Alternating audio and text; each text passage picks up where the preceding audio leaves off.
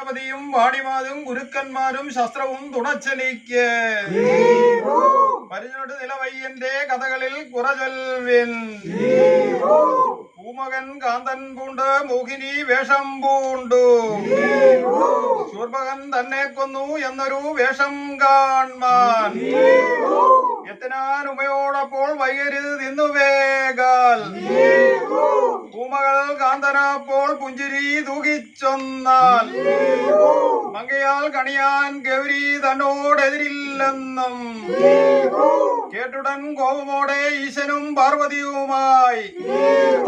കുന്നിന്മേലേറിപ്പോകുമ്പോൾ മാർഗമാം ഉദ്യാനത്തിൽ സുന്ദരി വേഷം കണ്ട്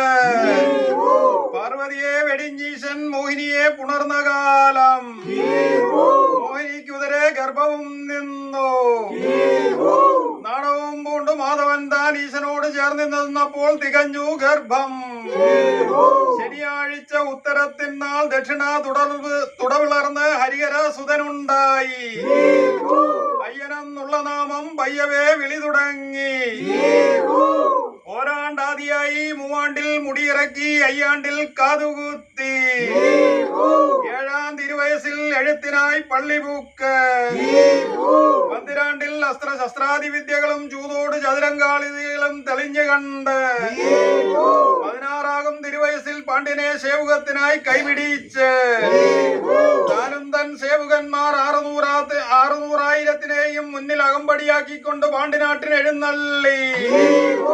സ്വർണ്ണ സിംഹാസനത്തിൽ ഇരുന്ന് വെള്ളി സിംഹാസനത്തിൽ തൃക്കാലൂന്നി ഇരുപുറവും വെഞ്ചാമരവും വീശി